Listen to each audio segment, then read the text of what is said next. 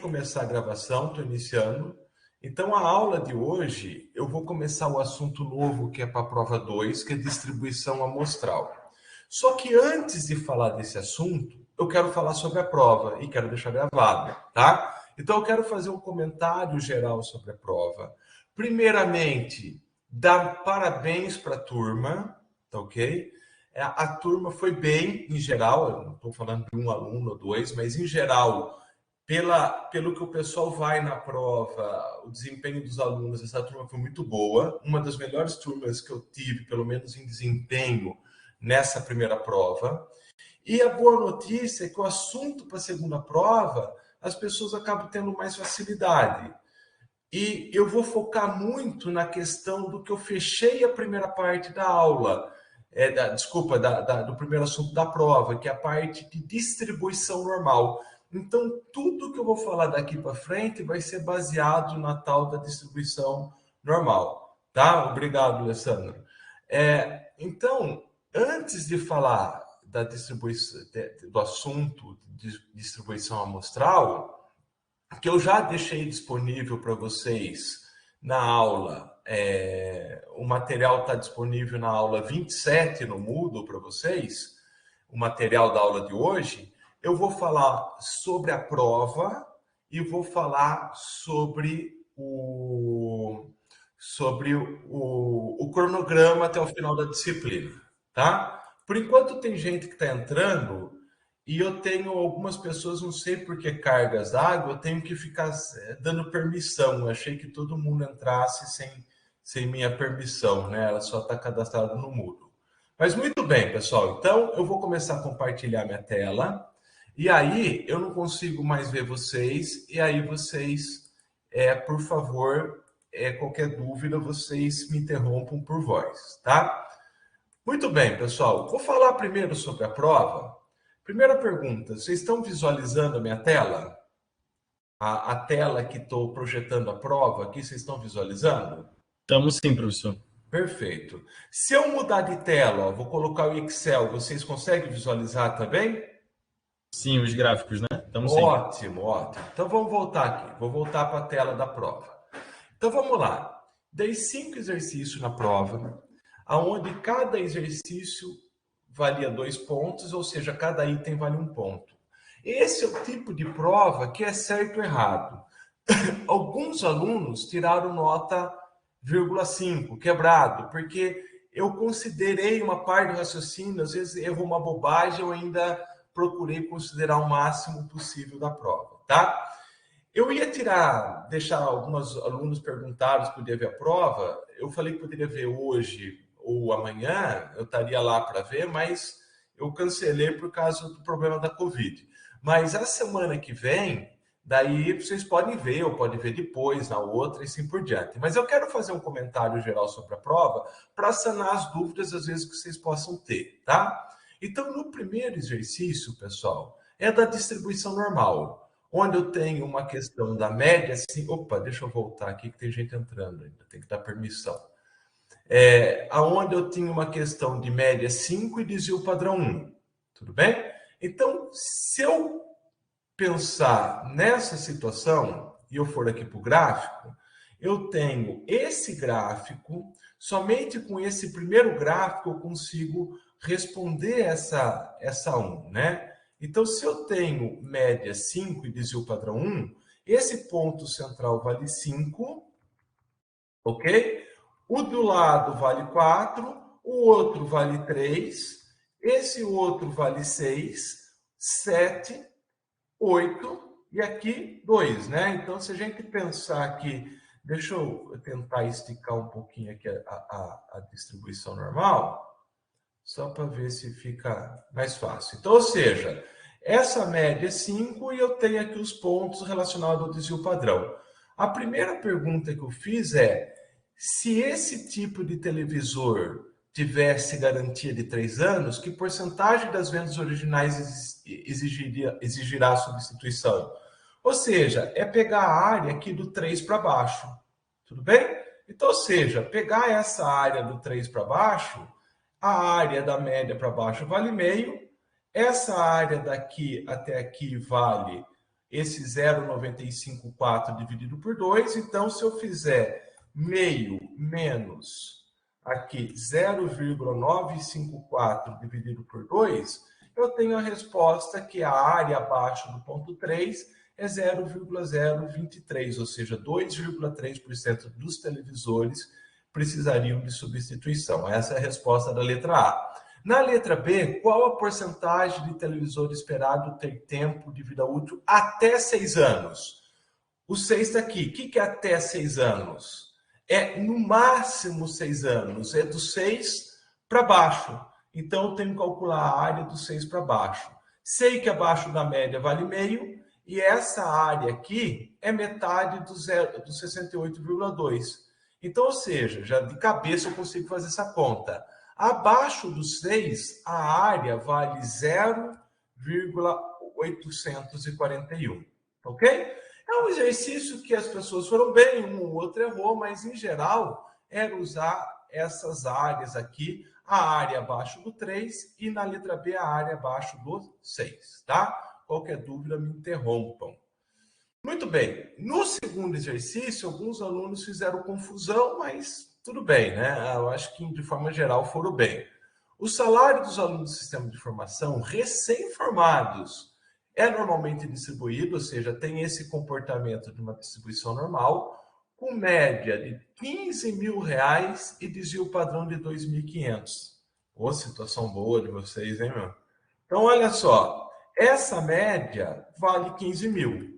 Se eu pegar um desvio padrão para baixo, o desvio padrão é de 2.500, o valor abaixo é de 12.500, esse abaixo é de 10 mil, acima é 17.500 e aqui é 20 mil. Ok? Então, eu tenho esses pontos padrões aqui na distribuição normal, nessa situação. Quando eu peço para vocês qual a proporção de alunos é esperado ganhar menos de 10 mil, ó, o 10 mil está aqui. Observem que tem gente que olhou nesse segundo gráfico e pegou a área abaixo do 10.888. As áreas são próximas, mas não é a mesma área. Eu teria que olhar nesse gráfico que era abaixo do 10 mil. Ou seja, é abaixo desse ponto aqui, ó. Abaixo desse ponto, né? Ok? Então, ou seja, a área ganhar... perdão, pessoal. Qual a proporção de alunos é esperado ganhar pelo menos 10 mil reais, né? Pelo menos 10 mil é de 10 mil para cima, ok? Então, ou seja, não é a área nesse segundo gráfico, é a área no primeiro gráfico. Então, ou seja, eu tenho que saber quanto vale essa área aqui até a média, e da média para cima eu sei que vale meio, ok? Então, ou seja, bastaria eu fazer meio mais essa área aqui, que é metade do 0,954, né? Então, 0,954 dividido por 2. Ou seja, a área... A área é 0,977. Essa é a resposta da letra A. Tá acima do 10 mil. Se for considerado bem-sucedido 5% dos alunos que mais ganham, qual o salário que classifica o aluno para ser bem-sucedido? Então, se eu olhar aqui nessas áreas, o gráfico que dá uma área de 5% acima, eu tenho que olhar nesse segundo gráfico aqui, né? Então, olha só. Se eu pensar nesse 90%, que delimita do 10.888 ao 19.112, essa área vale 90%. Então, eu tenho 5% abaixo e 5% acima.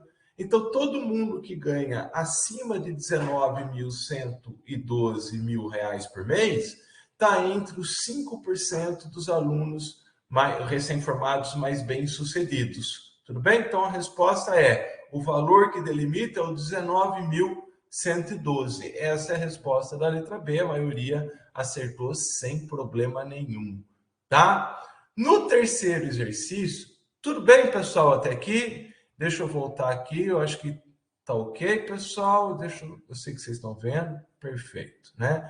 Eu sei que vocês estão vendo a tela que eu estou vendo aqui, né? Que é a resposta de vocês. Vai estar claro, pessoal, o que eu falei? Qualquer coisa me interrompam, tá? Beleza. Então vamos lá. No terceiro exercício, eu tenho uma distribuição binomial com o valor 10 e o P 0,70. O que acontece? Eu falei assim, ó, considere esse P 0,7 e não 0,6. Só que esses cálculos da probabilidade não estão corretos, porque eu fiz com probabilidade de 0,60. Mas eu vou considerar como se isso aqui fosse 0,70. Ok? O que acontece é o seguinte, tinha que só olhar essa tabela. Tem um aluno, não me lembro quem, que não usou essa tabela. Pegou a fórmula da distribuição binomial e calculou na mão. Fez o cálculo na mão. Tá? Então, ou seja, a mão que eu quero dizer na calculadora. E aí vai dar uma diferença dos valores, mas eu vi o cálculo.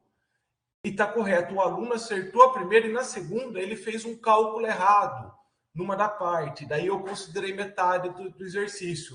Tá ok? Então, mesmo quem fez usando a fórmula e não olhando aquela tabela, foi só uma pessoa. Eu considerei o exercício e ele fez a letra A correta e a letra B ele errou uma parte, tá? Então, olha só. Nesse exercício, ó, encontrar exatamente 4 deputados não favoráveis ao impeachment. Se o meu sucesso é o número de deputados favoráveis ao impeachment, que é o que eu considerei nessa tabela, então, se eu tenho 10 pessoas, 4 não são favoráveis, consequentemente, 6 são favoráveis. Então, ou seja, eu teria que na letra A calcular a probabilidade de x igual a 6. Então, ou seja, a resposta é direto, 0,2001. Tudo bem? A resposta é esse valorzinho aqui, tá? Na letra B, qual a probabilidade de pelo menos 80% dos deputados serem favoráveis ao impeachment? Se eu tenho 10 deputados, pelo 80% de 10 é 8. Então, na letra B, é a mesma coisa que perguntar qual a probabilidade de x ser maior ou igual a 8. Bastava somar esses 3 valores aqui, tá? Somando esses 3 valores, dá a resposta da letra B da 3. Perfeito? Então é isso. Muito bem. O quinto exercício, o quarto, a letra A, várias pessoas erraram, tá? Tem gente que acertou, mas várias pessoas erraram, construindo a tabela correta. O problema é que não considerou que era uma probabilidade condicional. No quinto exercício, talvez que tenha sido a maior parte dos erros, principalmente porque não fizeram o que eu falei, né? A estratégia de montar todos os possíveis resultados. Mas eu vou comentar aqui o quarto exercício. Para comentar o quarto exercício, eu fiz aqui numa planilha que eu acho mais fácil para vocês entenderem e a gente ganha tempo que eu já montei a tabelinha, tá? Então, eu acho que essa tabela estava bem fácil de ser construída da forma que eu passei a informação e, pelo que eu vi, eu acho que a maioria das pessoas não tiveram problema em construir essa tabela, né? Então, vamos lá. Eu estou colocando as informações, então a probabilidade de conseguir um estágio numa startup de health tech é 0,65, eu coloco aqui no final. A probabilidade de conseguir na fintech é 0,50, eu coloco aqui no final. E a probabilidade de conseguir estágio nas duas, em ambos, é 0,35, eu coloco aqui no meio, que é a combinação dos simples duas startups, tá ok? E o resto era preencher tabela. Eu acho que aí tá ok. Pessoal, olha a pergunta aqui, ó. Letra A, aqui que veio a maior parte do erro. Qual a probabilidade do aluno conseguir estágio na startup health tech, dado que ele não conseguiu estágio na startup fintech? Então, ou seja, eu já estou falando, eu estou assumindo, eu já sei que ele não conseguiu estágio na fintech.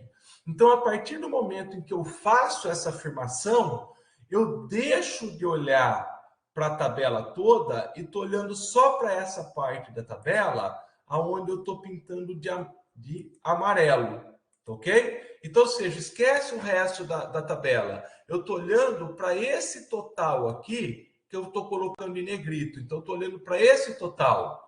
Então, a probabilidade dele conseguir estágio na Realtec, ou seja, sim para a Realtec, nesse total que é o 0,50. Então, essa probabilidade é 0,30 dividido por 0,50. Essa é a resposta. Tem gente que colocou 0,60, que fez a conta, que também está correta. Se fizer a conta 0,30 dividido por 0,50, dá 0,60, está perfeito. O problema é que muita gente colocou 0,30 como a probabilidade. Então, ele fez uma probabilidade como não considerando a probabilidade condicional, como se estivesse dividindo por esse total geral aqui, ok? Então, aqui que teve a maior parte dos erros. Na letra B, qual a probabilidade do aluno conseguir pelo menos um dos estágios? Então, eu vou apagar aqui, deixar em amarelo. Ó. Olha para o meio da tabela. Sempre quando for ou e e, você olha para o meio da tabela. Probabilidade de conseguir pelo menos um estágio é só a gente olhar aqui. Ó. Aqui, nessa situação onde eu estou pintando em amarelo, ele conseguiu pelo menos um do estágio. Conseguiu estágio, aliás, nos dois. Aqui, ele também conseguiu pelo menos um dos estágios. Aqui, ele também conseguiu pelo menos um dos estágios. A única situação em que ele não conseguiu pelo menos um dos estágios é nessa aqui que eu deixo de fora. Então, para responder essa pergunta, bastaria somar essas três probabilidades que dá 0,80 ou 0,8. Essa é a resposta da 4B de bola. Ok? Muito bem. Fechado. Alguém tem dúvida? Não? Ok. Muito bem. No quinto exercício, pessoal, eu falei uma coisa para vocês e muita gente errou porque não obedeceu o que eu falei para vocês. Ó, quando eu deixo claro que eu tenho eventos independentes, a melhor forma de construir essas probabilidades é escrever todos os possíveis resultados antes de olhar a resposta, tá? Então, veja bem. Primeira coisa que eu estou falando é que a moeda é viciada, de modo que a probabilidade de sair cara é 4 vezes maior que sair coroa. Então, o que, que significa isso? Ó, a probabilidade de sair cara é 4 vezes... é 4 vezes maior que sair coroa. É 4/5, ou 0,8 é a probabilidade de sair cara. Ok? A maior parte das pessoas acertaram, desculpa. Tem gente que errou, colocou 0,75 e aí desandou o exercício, tá? Então, a primeira coisa que teria que saber para resolver esse exercício é essa probabilidade quando eu falo em chance, tá? Transformar isso, o que seria a probabilidade, tá? Muito bem. Então, quais as situações que podem ocorrer no lançamento de duas moedas, tá? Então, eu tenho a primeira moeda e a segunda moeda. O que pode acontecer? Cara e cara, cara e coroa, coroa e cara, e coroa. Tá? Essas são as situações. Qual a probabilidade de sair cara no primeiro lançamento e cara no segundo lançamento? Se os eventos são independentes, basta multiplicar as duas probabilidades, ou seja, é 0,8 vezes 0,8. Na segunda situação, cara no primeiro e coroa no segundo, é igual a 0,8 vezes 0,2. Se cara é 0,8, coroa é 0,2. Coroa no primeiro lançamento e cara no segundo, 0,2 vezes 0,8, 0,16. E coroa nos dois é 0,2 vezes 0,2. Tudo bem? Se a gente somar esses resultados, ó, tem que dar 1, essa probabilidade. Quem fez isso, pronto, eu posso fazer a pergunta mais complicada que tem. Vocês conseguem responder. Na letra A, qual a probabilidade de sair somente uma cara? Em qual dessas 4 situações saiu somente uma cara? Nessa situação e nessa situação. Então, ou seja, eu tenho 2 situações em que saiu somente uma cara. Então, a resposta é a soma dessas 2 probabilidades, que é 0,32. O que acabou acontecendo? muita gente, na hora de resolver esse exercício, não construiu esses resultados e colocou a resposta 0,16. Pegou só uma das situações em que sai uma cara, mas tem mais de uma situação que sai somente uma cara, tá? Então, na letra B, qual a probabilidade de sair pelo menos uma cara? Pelo menos uma cara seria a soma desses 3 amarelos, que saiu somente pelo menos uma cara. Ou seja, isso dá 0,96. Ok? Essa é a resposta do quinto exercício. E era isso. Tá? E aí, fechou. Expliquei e passei toda a informação de como resolver esses exercícios. Ok? Então, se alguém tiver dúvida, por favor, pode ver a prova na semana que vem, tá? Essa semana eu não vou estar na UFSC, mas a semana que vem podem ir lá olhar a prova, tá? Então, agora, se sanou a dúvida, tudo bem. Agora teve vários 10, né? Várias pessoas tiraram 10. Quem também acha que tirou uma nota acima do que deveria, pode ir lá rever a prova, que se tiver necessidade eu abaixo a nota, tá? Mas quem ainda não lembra a resolução, não sabe o que fez, vai lá que eu mostro a prova e explico lá o que errou e por que errou, tá? Mas eu gosto de dar essa explicação até geral antes de olhar a prova, para vocês entenderem a nota de vocês, eu acho que aí esclarece para muita gente. Ficou claro? Ficou alguma dúvida em algum item da prova?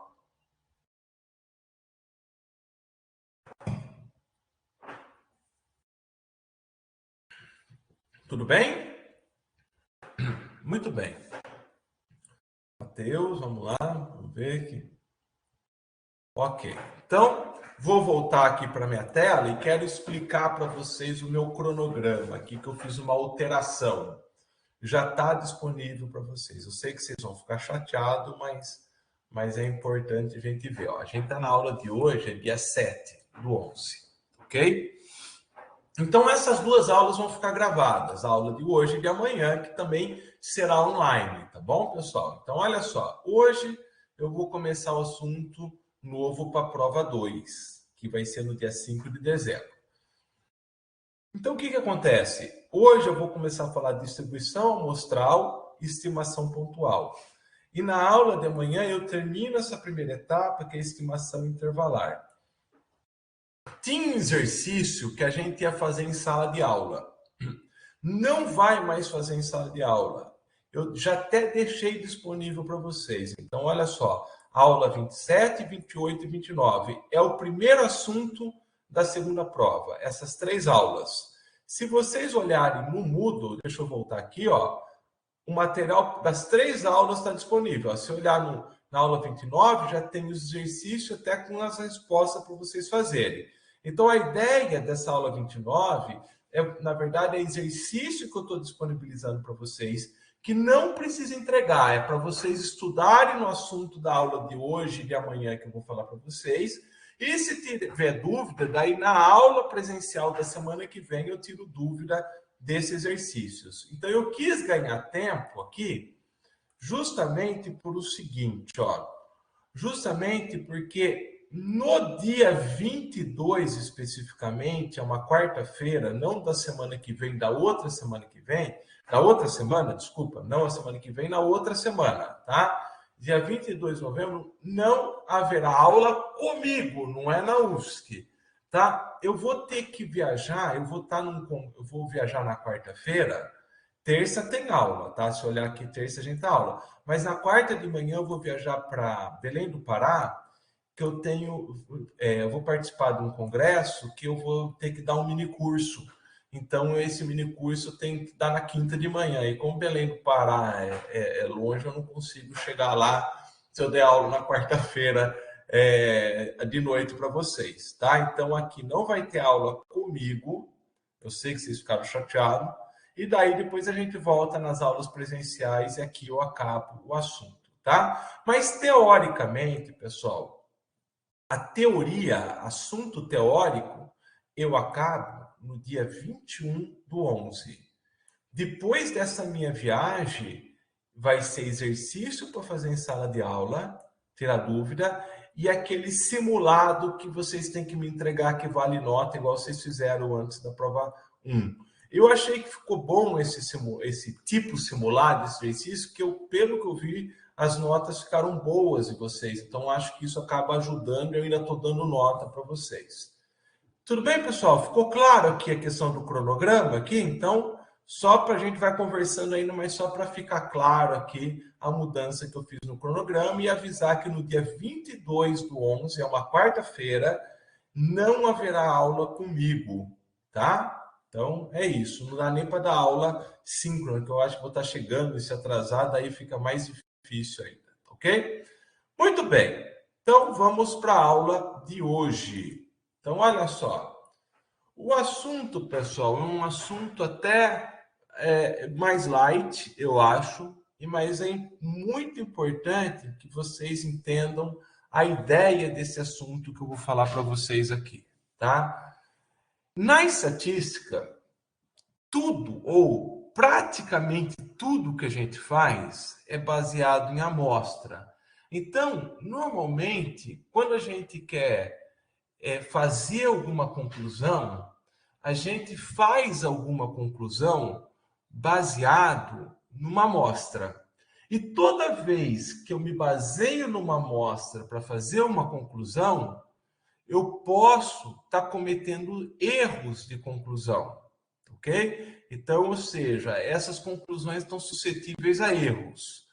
Então, eu preciso informar a precisão do resultado que eu estou dando, ok? Se vocês lembrarem do início, é mais ou menos como se eu estivesse voltando para o início da disciplina, quando eu falei em amostragem para vocês. Imagina o seguinte, pessoal. Imagina que todo mundo na turma trabalhasse, ok? Todo mundo tem o seu salário. Então, eu conheço, ou seja, na prática, eu conheço o salário real de todo mundo, ok? Mas eu gostaria de saber qual é esse salário real. Mas é impossível, vamos supor que seja impossível eu pegar a informação de todos os alunos. Então, o que eu faço? Eu pego uma amostra de aluno de tal forma que essa amostra seja representativa dessa população e faço a conclusão qual seria a estimativa, qual seria o salário médio de todos os alunos da sala de aula. Tudo bem? É muito parecido com o que eu fiz com vocês, só que lá no início, se vocês lembrarem, eu peguei a questão da altura, ok? Então, se eu voltar aqui, a gente tem que ter em mente novamente essa situação. No fundo, o que eu quero a partir de agora é conhecer, por exemplo, uma média populacional para uma variável quantitativa, para uma variável quantitativa, uma variável qualitativa, uma proporção populacional, tá? Então, ou seja, eu quero saber qual seria o valor populacional dessa variável que eu estou estudando. Só que eu não tenho esse valor. No fundo, o que normalmente a gente tem é isso aqui, ó, é o x-barra, que é uma média da amostra. Então, baseado numa amostra, eu gostaria de concluir qual seria o verdadeiro valor populacional que eu desconheço. Então, ou seja, então eu vou, coleto uma média da amostra e faço uma inferência, uma conclusão de qual seria a média populacional, ou seja, qual seria o salário médio da turma toda, ok? Dessa sala de aula. Então, ou seja, eu não estou mais interessado em, a partir de agora, num indivíduo em específico, no salário de uma pessoa. Eu estou interessado num grupo de pessoas. Então, eu estou interessado numa média, numa porcentagem, quando é variável qualitativa, tá? Tudo bem? Pessoal, por favor, se não tiver claro, me interrompam, tá? Não sei se está rápido demais, está dando para entender essa ideia? Tudo bem, pessoal? O que o o Alessandro escreveu faz online.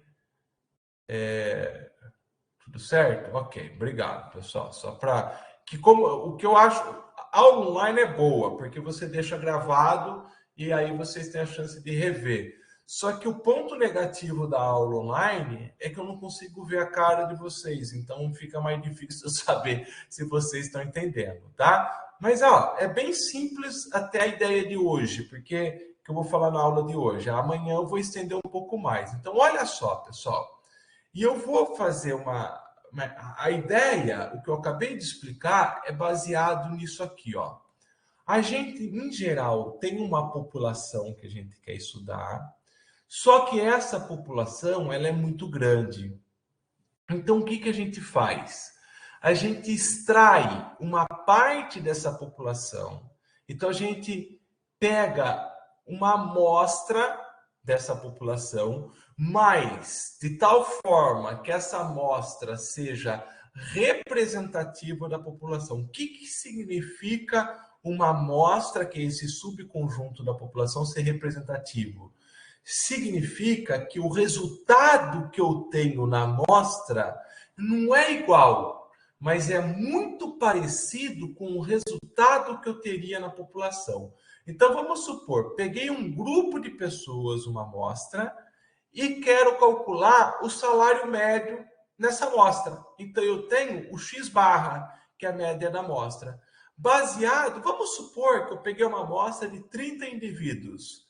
E nessa amostra eu vi que o salário médio é de 17 mil reais. Então, o que eu vou fazer? Eu vou fazer uma inferência, fazer uma conclusão para a minha população. Então, ou seja, eu faço a volta. Então, baseado na informação da amostra, eu falo que a conclusão que eu tiro para a amostra também vale para essa população. Tudo bem? Agora, a gente tem que ter um cuidado. Vamos supor, se nessa média da amostra, deixa eu até escrever aqui, ó. A minha média da amostra, peguei uma amostra lá de... vamos supor, eu vou até colocar números aqui, que eu acho que vai ficar mais fácil aqui de entender. Vamos supor que eu tenho aqui um salário médio na minha amostra de 17 mil reais. Ok? E fiz isso baseado numa amostra, N minúsculo, de 30 pessoas. Ok? Vamos supor que a minha população tenha 5 mil pessoas. Perfeito? Eu gostaria de saber qual é o salário médio da minha população, mas é impossível pegar 5 mil pessoas. Então, o que eu fiz? Peguei uma amostra de 30 pessoas. Baseado na amostra de 30 pessoas, eu vou concluir que eu encontrei que o salário médio é de 17 mil reais. Será que se eu tivesse pegado as 5 mil pessoas, o salário médio teria dado, esse salário médio que eu gostaria de conhecer, teria dado 17 mil também? Ou seja, é muito pouco provável. Por quê? Se eu pegasse novamente uma amostra de 30 pessoas, essa média iria mudar, não iria dar a mesma coisa.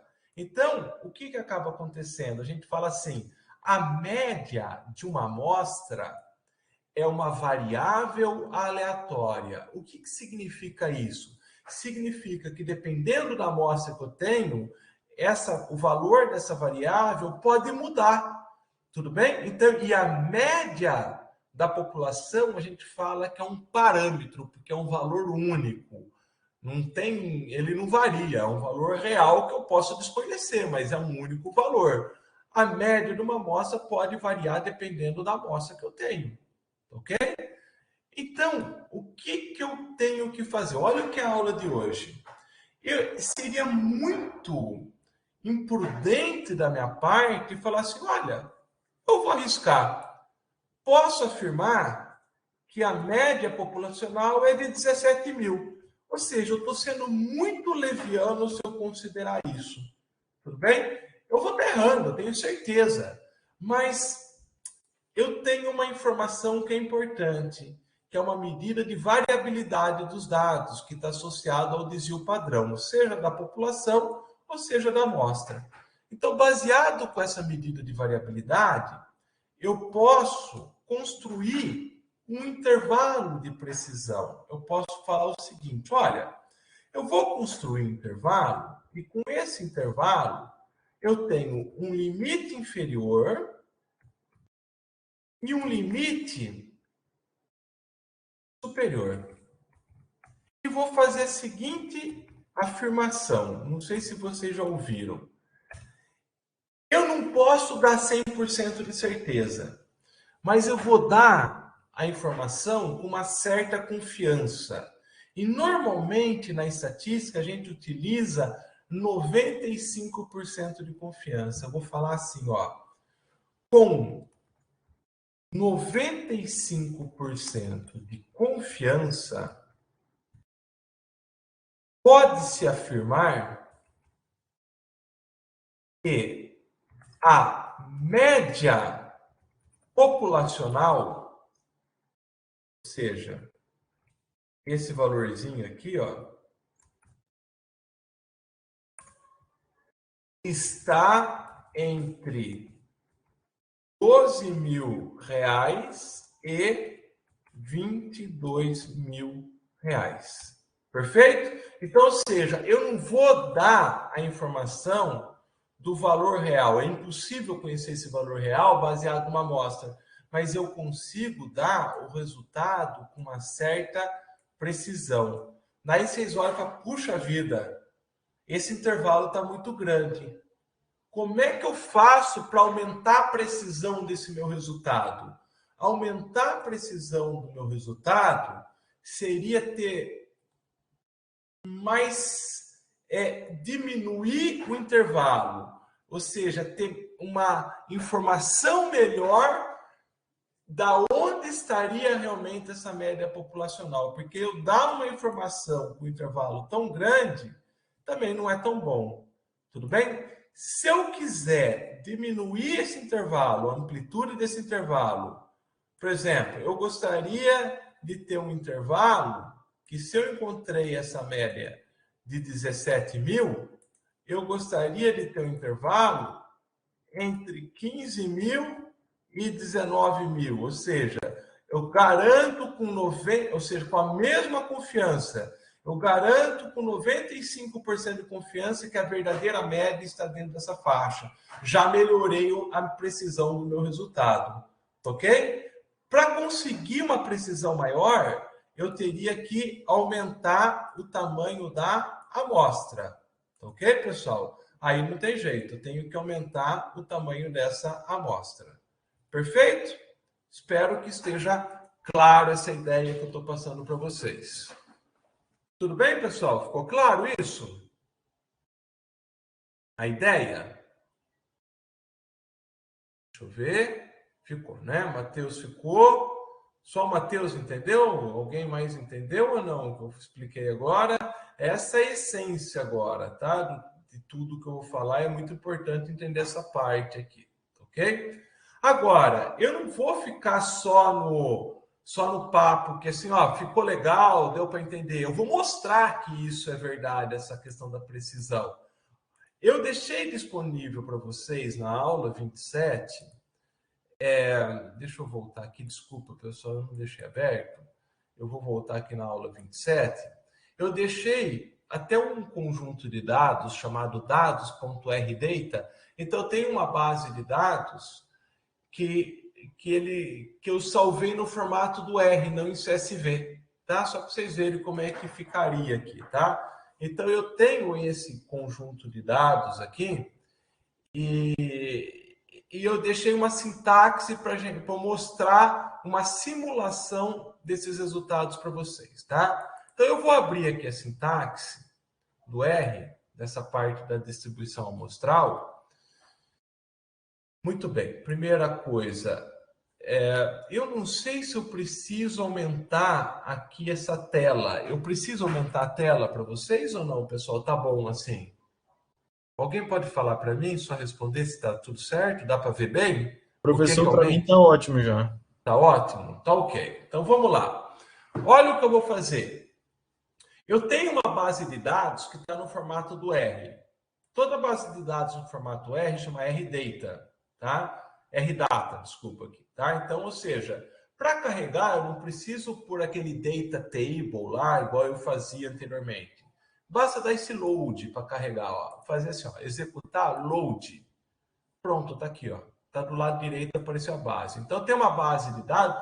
Nossa, nós estamos retornando mesmo, né? É lá naquele primeiro exemplo que eu tinha dado para vocês sobre o salário dos profissionais que trabalham na área de Data Science, né? Então, ou seja, se vocês olharem esse salário anual, então eu vou estar interessado nesse salário em dólar aqui, né? Então, ou seja, o que eu vou fazer? Se eu calcular aqui a média, esse valor aqui, ó, é o salário médio da minha população, que na prática, pessoal, eu desconheço. Vamos supor que eu não conhecesse esse valor. Então, o que eu iria fazer? Vamos supor que eu não tivesse a informação de todo mundo. Eu tenho uma população de 607 pessoas, e o que eu vou fazer? Eu vou tirar uma amostra de tamanho 10. Tudo bem? Eu estou mostrando o que eu falei anteriormente para vocês. Eu venho aqui, tiro uma amostra de tamanho 10. Ó, e guardei a amostra aqui, ó. Se vocês olharem aqui, eu tenho 10 pessoas aqui, ó. Tenho 10 pessoas e tenho o salário dessas 10 pessoas, tá? Se eu calcular a média, olha a média dessas 10 pessoas. Não deu 112 mil, que é a verdadeira média populacional. Então, esse 112 mil seria aquele MI, a média populacional. Que na prática a gente vai desconhecer. Por enquanto eu conheço, mas na prática a gente desconhece. E esse valor é a média da minha amostra. Acontece o seguinte, se eu pegar novamente uma amostra e calcular a média já não é mais 100 mil, é 98 mil. Então, ou seja, essa média da amostra, se vocês fizerem o cálculo aí, eu faço aqui, cada um vai ter um valor diferente. Então, ou seja, ninguém vai chegar nesse verdadeiro valor. Então, eu gostaria do quê? De ter aqui, calcular uma média da amostra e ter já esse valor da média populacional. Mas é impossível ter isso. Agora, o que acontece é o seguinte, ó. Se eu pegar uma amostra de tamanho 100 e calcular uma média, em geral, essas médias da amostra, se eu fizer isso várias vezes, essa média da amostra, ela vai sempre estar mais próxima da verdadeira média populacional, que é esse valor. Então, ou seja, o que eu quero dizer? Quanto maior o tamanho da amostra, maior a chance você tem da média da amostra estar próxima, muito próxima da média populacional. Tá legal? Muito bem. Mas qual é a questão aqui? A questão é a seguinte. Eu preciso mostrar para vocês, explicar como é que eu acho esse limite inferior e esse limite superior desse intervalo. Ou seja, como é que eu chego nessa precisão que eu estou falando aqui? Então, o que eu preciso garantir aqui hoje, vocês entendam da onde vem esse limite inferior e esse limite superior. Nesse exemplo que eu dei para vocês, veio da minha cabeça, mas não pode vir da minha cabeça, tem que ter uma fórmula para isso. Para isso, tem aqui um teorema, que é esse aqui, ó. É um dos teoremas mais importantes na estatística. É o teorema central do limite. Ou vocês podem ver na literatura como traduzido como teorema do limite central, tá? Que é o seguinte, ó, olha só, olha a ideia, pessoal. Eu vou fazer uma simulação para mostrar que isso é verdade. Vamos supor que eu tenho uma variável que eu quero analisar, que é uma variável x, que é o salário. Se eu fizer o gráfico da distribuição do salário da minha população, o gráfico tenha esse comportamento aqui de cima. Ou seja, o que vai acontecer? Eu tenho a distribuição salarial que não tem uma distribuição normal. Tudo bem? Então, isso aqui é a distribuição do salário individual de cada pessoa na minha população. Agora, vamos supor que eu faço o que eu estava fazendo anteriormente. Pego nessa população e tiro uma amostra de tamanho 30. Pode ser qualquer tamanho, tamanho 30. Eu tenho uma média amostral. Coloco aqui. Pego uma outra amostra de tamanho 30. Tenho uma outra média amostral. Coloco aqui. Tenho uma outra média, calculo uma outra, ou seja, pego infinitas amostras e calculo a média dessas infinitas amostras. Se eu fizer o gráfico dessas médias que eu obtive nessas várias amostras que eu tirei, essas médias amostrais têm uma distribuição normal. Então, veja bem, só que a variabilidade, ó, isso aqui que é importante, a variabilidade dos dados diminui proporcionalmente ao tamanho da amostra que eu estou calculando essa média. Então, veja bem, o que eu posso fazer?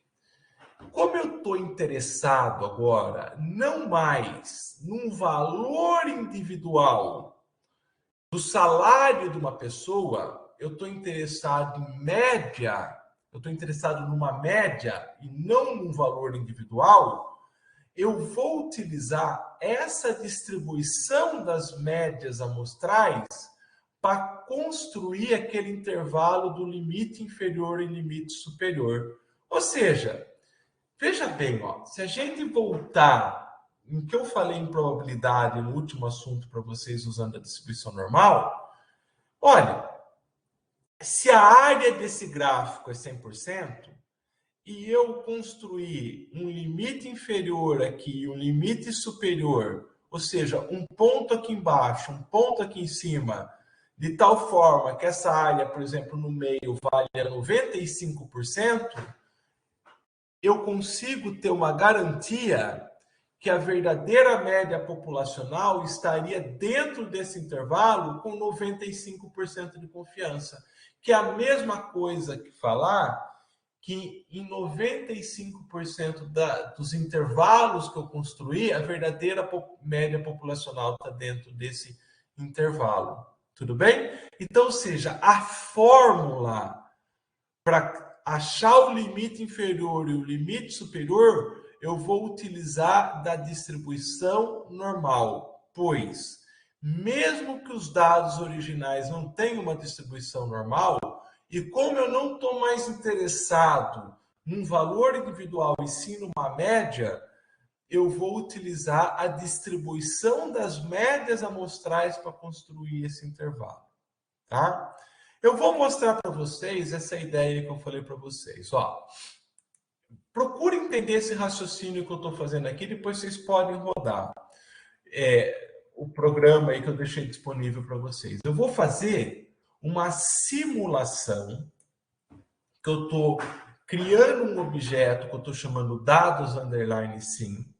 Esse RUnif é uma função dentro do R que ele gera, R é de random, ele gera números aleatórios segundo uma distribuição uniforme. Uma distribuição uniforme seria igualmente espaçados dentro do intervalo de 50.000 e 140.000. Ok? Nossa, que valor alto, né? Que eu estou pegando aqui. Não sei por que eu achei que ia ser. Tá, vamos pensar que isso aqui é o salário anual, tá? Então, ou seja, se eu fizer uma simulação, eu vou simular 1.000 valores. Ó, eu vou fazer uma simulação, eu tenho aqui um vetor, que tem aqui o salário. Se vocês fizerem isso, ele vai simular outros valores, ok? Eu fiz uma simulação onde eu tenho 1.000 valores e o salário de 1.000 pessoas aqui, tá? É o salário individual dessas 1.000 pessoas. Se eu fizer um gráfico para esses dados, que é o histograma, olha o gráfico como é que eu tenho. Não é uma distribuição normal. Tudo bem? Então, eu tenho o salário de 1.000 pessoas, o salário individual de 1.000 pessoas distribuído entre 50.000 e 140.000 dólares por ano. Ok? Olha o que eu vou fazer a brincadeira aqui, pessoal. Começar a fazer questão de for para quem programa. Eu vou fazer o seguinte, ó. Eu vou criar um vetor em branco no R, e estou dando o nome de amostra 5. Estou dando o nome desse objeto de amostra 5, ele criou um vetor nulo.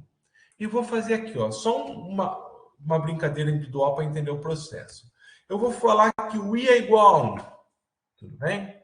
Quando eu falo que i é igual a 1, o que eu estou pedindo para ele fazer? Pegue uma amostra dos dados dessa população, desses 1000 indivíduos, pegue uma amostra, olha que pequenininha, de tamanho 5. Pegue uma amostra de tamanho 5 dessa população de 1000 indivíduos e calcule a média e armazene aqui dentro desse vetor que eu criei. Então, olha só o que ele vai fazer, a amostra 5, criei, Então, isso aqui ele já calculou. Ele pegou uma amostra de tamanho 5 e calculou a média. Falou assim, o salário médio, na primeira amostra que eu peguei, é de 113.432. Pego uma segunda amostra. Então, eu vou pegar um i igual a 2. Igual a 2. Salve a segunda média, Pego uma outra amostra e calculo a média, Ele salvou aqui, Então, na primeira vez que eu peguei uma amostra de tamanho 5, a média deu 113.432. Na segunda amostra de tamanho 5, a amostra deu 76.208. Se eu pegar uma terceira amostra e mandar ele armazenar, olha lá, 8.900 e pouco, 89.200 e pouco. Tá ok? E assim por diante. Para não fazer isso manualmente, o que eu estou fazendo? Eu vou deixar o vetor nulo outra vez. Vou voltar aqui. Eu estou dando um for para ele fazer isso que eu acabei de fazer na mão, fazer 10.000 vezes. Então, o que ele vai fazer? Ele vai vir aqui nesse vetor de 1000 e pegar uma amostra de tamanho 5 e calcular a média. Só que ele vai fazer isso 10.000 vezes e vai armazenar esses 10.000 valores aqui dentro desse objeto chamado amostra 5. Olha só. N igual a 10.000 e dou o for. Pronto, já fez. Então, olha só. Ele armazenou um vetor de 10.000 valores e esses 10.000 valores representam médias amostrais. Então, vamos lá. Só quero voltar para ver se ficou entendido a relação. Esses dados, sim, representam o salário anual individual de cada pessoa. Que, se eu pensar no gráfico, representa a informação desse gráfico aqui. Esse amostra 5 representa as médias amostrais de tamanho 5 retirado dessa população, ou seja, representa essa informação aqui. Então, ou seja, o que eu quero dizer? Se eu fizer um gráfico para esse vetor amostra 5, tem que ser parecido com esse gráfico aqui desse teorema, ok? Então, ou seja, não pode ser um gráfico parecido com esse dado 5. Então, se eu executar o gráfico, olha lá, pessoal, não parece um gráfico de uma distribuição normal?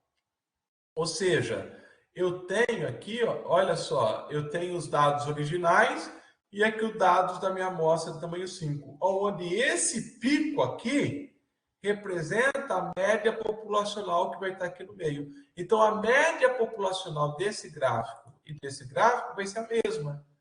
Ok? Então, ou seja, mas eu tenho, através desse teorema, que mesmo que a minha amostra seja pequena, o gráfico das médias amostrais se aproxima para uma distribuição normal. Agora, se eu repetir esse processo e tirar uma amostra de tamanho 30 e não de tamanho 5, olha o que vai acontecer. Vou gerar aqui, direto. Se eu fizer isso e fizer... Então, agora aqui eu tenho médias amostrais tiradas dessa população, só que essas médias são de tamanho 30 e não de tamanho 5. E fizer o gráfico, olha só, pessoal, o que aconteceu. Olha que... Eu não sei se só eu fico arrepiado com isso, mas olha que bonito. Aqui eu tenho a amostra tamanho 5. Aqui eu tenho a amostra de tamanho 30. O que está acontecendo com os dois gráficos? Os dois, olha, parece uma distribuição normal, mas esse segundo gráfico, ele achata a variabilidade. A variabilidade é menor, que é justamente o que esse teorema faz. O que ele fala? Ó, a variabilidade dos dados, ó, ele vai, conforme aumenta o tamanho da amostra, essa razão aqui vai diminuindo. Então, ou seja, a variabilidade diminui, então esse gráfico ele fica mais achatado, mais próximo da verdadeira média populacional. Então, o que eu quero dizer com isso? Quanto maior o tamanho da amostra, mais próxima a média que a gente vai pegar, vai estar próxima da verdadeira média populacional. Tudo bem? Então, olha só a brincadeira que eu vou fazer. A média populacional era essa, 95.153, no meu caso. E o desvio padrão era esse, 26.802. O que eu estou fazendo aqui? Ó? Eu vou pedir para ele pegar essas médias amostrais, calcular a média das médias. Quanto seria essa média? Praticamente o mesmo valor da média populacional. Só que a variabilidade é menor. Tá vendo como diminuiu aqui, ó? Antes dos dados originais era 26 mil e aqui é 12 mil. Ok? Agora, e para a amostra tamanho 30? A média, ó, o que eu estou pedindo para ele fazer? Eu tenho aqui várias amostras. Eu tenho as médias dessas amostras, tem essa distribuição. Se eu pedir para ele calcular a média desses valores, 95.104, muito perto da média populacional aqui também, tá? E se eu pedir o desvio padrão, olha como o desvio padrão é bem menor que os demais. Deixa eu só aumentar aqui, ó. Olha como o desvio padrão já fica bem menor. Então, isso aqui, se eu pegasse uma amostra tamanho 100, isso aqui ia ser menor ainda. Tudo bem? Então, ou seja, eu só fiz isso para mostrar que esse teorema é verdade.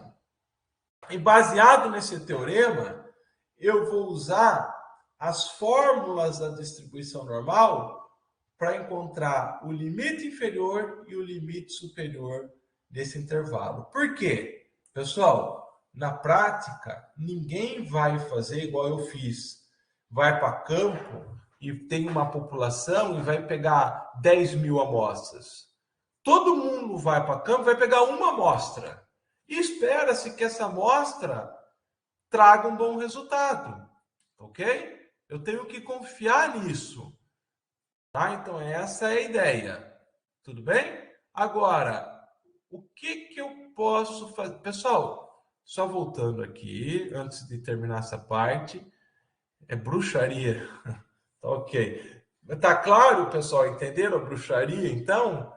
Ou seja, ficou claro o que eu falei aqui, essa parte dessa bruxaria, dessa ideia?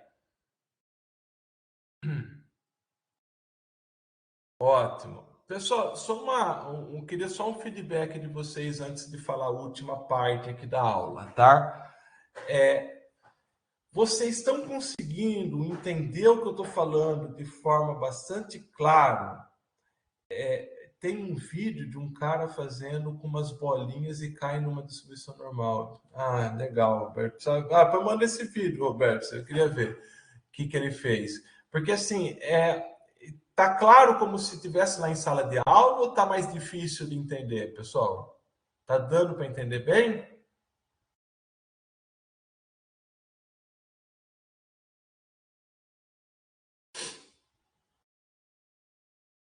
Joia. Então vamos lá, vamos para a última parte aqui. Então o que eu vou fazer? Olha só, pessoal.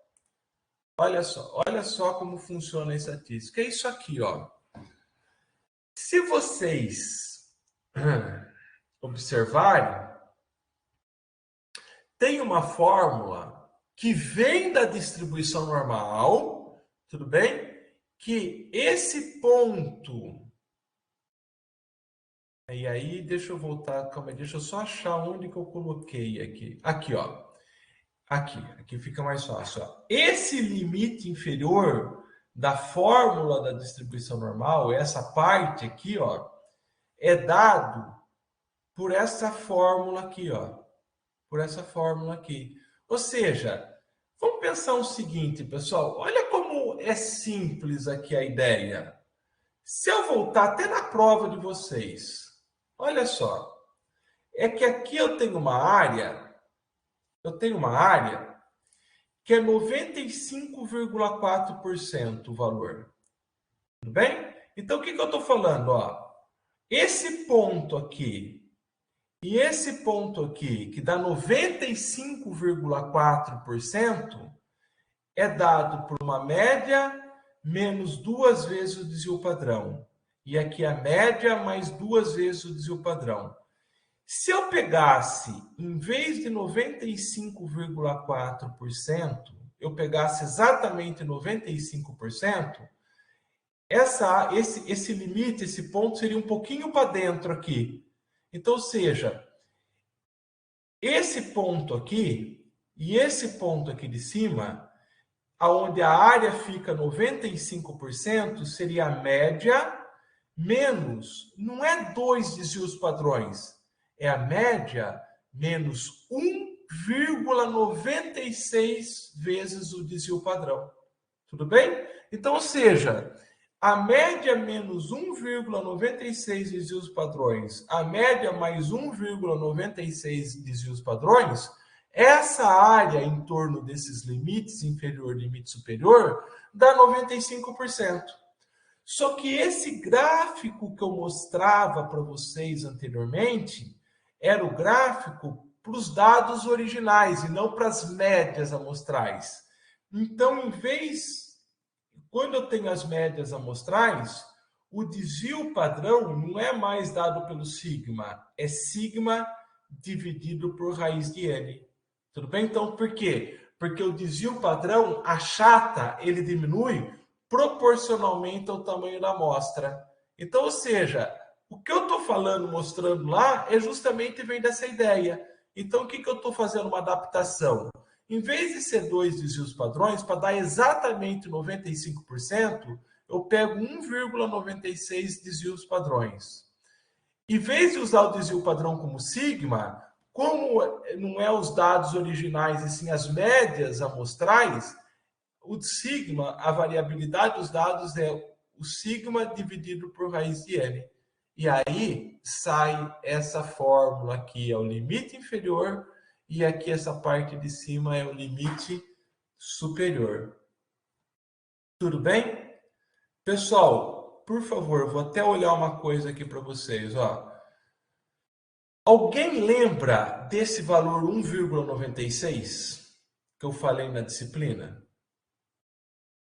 Alguém lembra disso?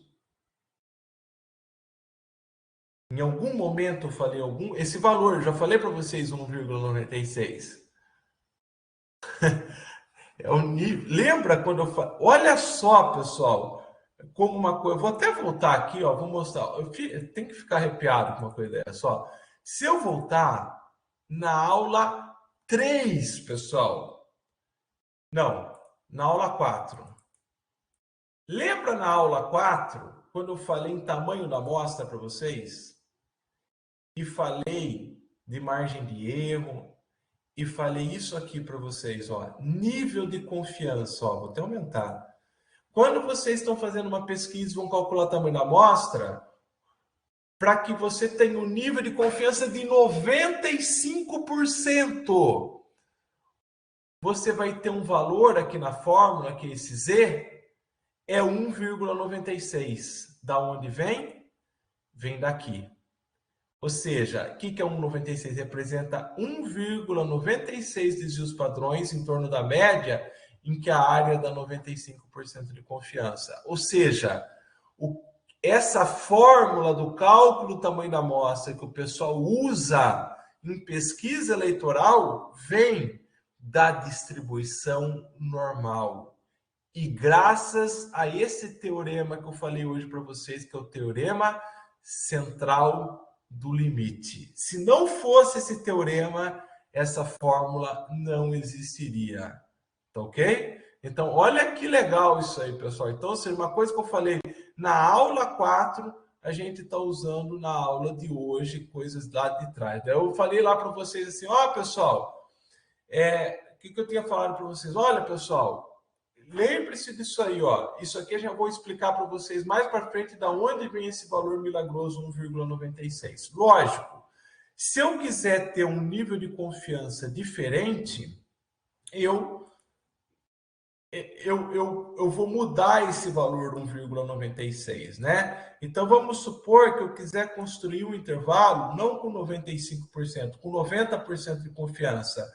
Essa área vai achatar, vai diminuir, e, consequentemente, não é mais 1,96, vou ter que mudar esse valor. Tá? Se eu mudar a confiança, muda esse valor do desvio padrão aqui, que eu estou considerando 1,96. Tudo bem? Mas implementando a ideia aqui, pessoal, implementando a ideia aqui no R. Ó, vamos supor, então, vamos voltar, vamos zerar tudo. Eu tenho uma população, tá aqui, ó, de 1.000 indivíduos, tudo bem? E tenho, vou até recalcular outra vez aqui, ó. Eu tenho a média populacional. E na prática, ó, vou até colocar aqui, ó. Opa. É isso mesmo. Ó. A média populacional é esse valor, que na prática eu desconheço. Tudo bem? O que eu vou fazer? Desses 1.000 indivíduos, eu não vou tirar 10.000 amostras, vou tirar uma amostra. E vou tirar uma amostra de tamanho 100. Vou tirar uma amostra de tamanho 100. Pronto, está aqui, ó, a amostra de tamanho 100. Nessa amostra de tamanho 100, eu vou vir aqui, ó, e calcular a média da amostra de tamanho 100. Tá aqui, ó. Calculei a média da amostra de tamanho 100 e salvei dentro desse objeto. Então, ó, a média que eu tirei deu 90.318. Então, o que eu vou concluir? Se eu falar que o salário médio de toda a minha população é 90.318 dólares por ano, eu vou estar errando, porque o verdadeiro valor está aqui, que na prática eu desconheço. Mas eu não vou fazer essa afirmação, eu vou fazer o seguinte, eu vou calcular essa fórmula que está aqui, ó. Eu tenho que ter a média da amostra, o desvio padrão que eu tenho que dar para vocês, o tamanho da amostra minha que vale 100. O resto é fazer conta, pessoal. Se eu tenho essa informação, é fazer contas. Eu vou precisar de calculadora para fazer na sala de aula. Mas olha só, eu vou fazer aqui no R. Ó. O tamanho da amostra, o N, é 100. Então tá aqui. Então eu tenho a média da amostra, que é esse 90.318, que é esse valorzinho que eu vou colocar aqui, ó, o 90.318. O 100, que é o tamanho da amostra, eu vou colocar aqui no lugar do N. E o desvio padrão, tá aqui, esse valor eu tenho que dar para vocês, ó, 26.802. Se eu substituir os valores aqui nessa fórmula, eu encontro aqui, ó, o limite inferior e o limite superior do intervalo de confiança. Olha aqui, pessoal, limite inferior e limite superior do intervalo de confiança. Olha, quase errei outra vez. O que eu vou afirmar aqui, olha? O que eu vou afirmar? Olha a minha afirmação, pessoal. Com 95% de confiança, pode-se afirmar que a verdadeira, vou escrever assim, ó, o salário médio populacional está entre 85.060, vou arredondar aqui, 65 dólares e 90, ó, esse aqui de baixo é o limite superior, 95.572 dólares. Então é essa afirmação que eu estou fazendo. Com 95% de confiança, pode-se afirmar que o salário médio populacional está dentro dessa faixa. Acertei, pessoal? Olha qual é a verdadeira média. Está aqui dentro. Acertei. Foi por pouco, não foi? Mas está certo. Graças a Deus está certo, né? Poderia errar? Poderia, mas é muito pouco provável que eu errasse. Tudo bem? Agora, pessoal, notem o seguinte, a última coisinha para a gente fechar, que esse intervalo tem uma amplitude de um pouquinho mais de 10 mil dólares. Eu gostaria de dar um resultado mais preciso. Se eu quero uma precisão maior, quer dizer que eu quero diminuir o intervalo. Para isso, eu preciso aumentar o tamanho da amostra. Então, vamos supor que em vez de pegar 100, eu pegasse uma amostra de 300. Eu vou deixar o mesmo nome aqui só para não mudar. Se eu pegar uma amostra 300, ó, eu tenho uma amostra agora de 300, que tem essa média, tem o tamanho da amostra, e olha aqui o intervalo. Construir o intervalo outra vez. Olha o que aconteceu com a amplitude do intervalo. Isso aqui, eu fiz uma afirmação, vou até escrever aqui, com uma amostra de tamanho 100. Uma amostra de tamanho 300, olha a afirmação que eu estou fazendo. Com 95% de confiança, pode-se afirmar que o salário médio populacional está entre... Estou pegando aqui ó, o valor, o resultado, ó, 94.394 dólares e 100.460 dólares. Está vendo que a amplitude aqui do intervalo era de 10 mil. A amplitude aqui passou a ser de 6 mil aproximadamente. Então, o que aconteceu? Ao aumentar o tamanho da amostra, eu aumento a precisão. Aumentar a precisão é fechar mais o intervalo da onde está a verdadeira média populacional. E, pessoal, olhem o resultado da verdadeira média populacional. Está aqui, ó. Em ambas as situações, eu estou acertando o resultado. Então, tanto na amostra de tamanho 100 como a amostra de tamanho 300, eu estou acertando o resultado. É só questão de precisão do meu resultado. Tudo bem? Não adianta também eu dar um intervalo, um resultado com um intervalo muito grande, ele é pouco informativo. Então, o tamanho da amostra é muito importante para eu fazer essa conclusão. Ok? Mas voltando aqui na aula, ó, se a gente Professor, olhar... Opa, desculpa. Vamos só lá. voltando Pode falar, Ian. nessa demonstração que o senhor acabou de soltar, Tá.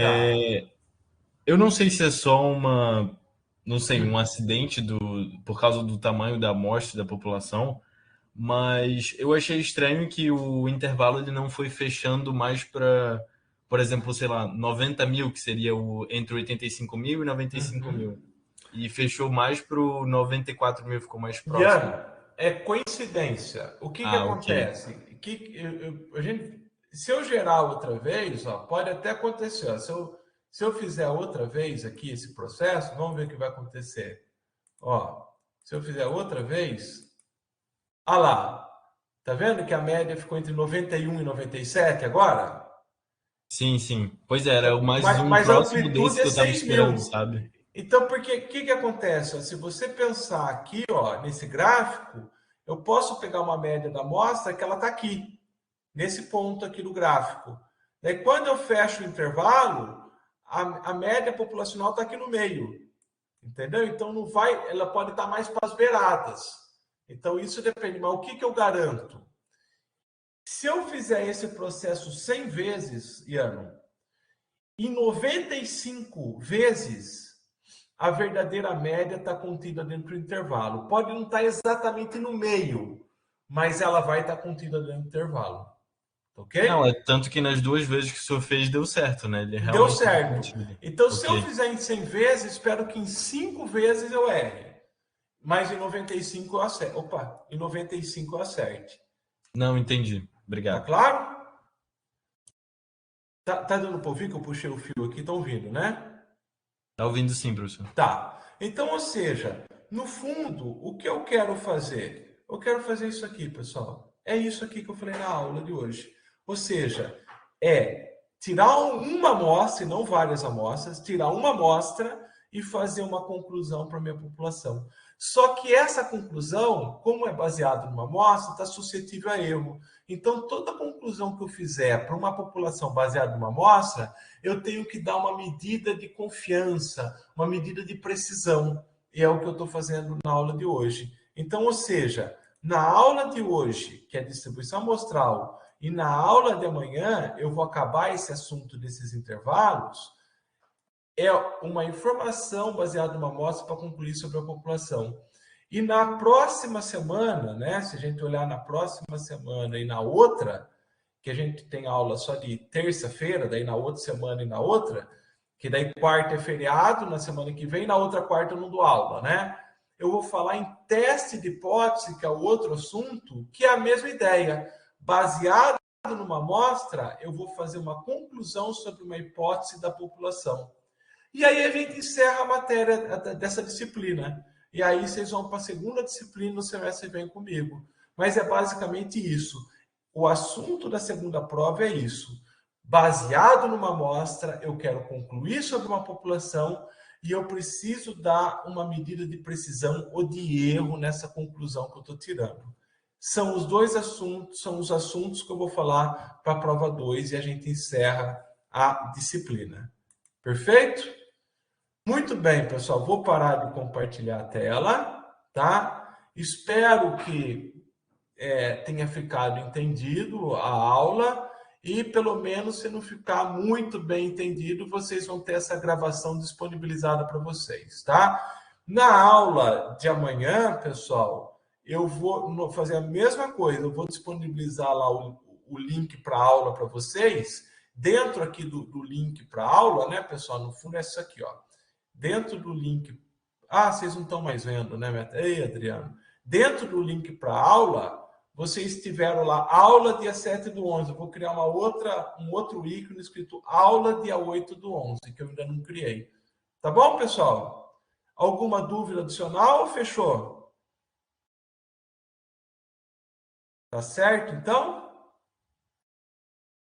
Tá ótimo, pessoal. Então, vou parar a gravação e amanhã a gente continua, tá? Esse assunto, tá? Um abraço para vocês, pessoal.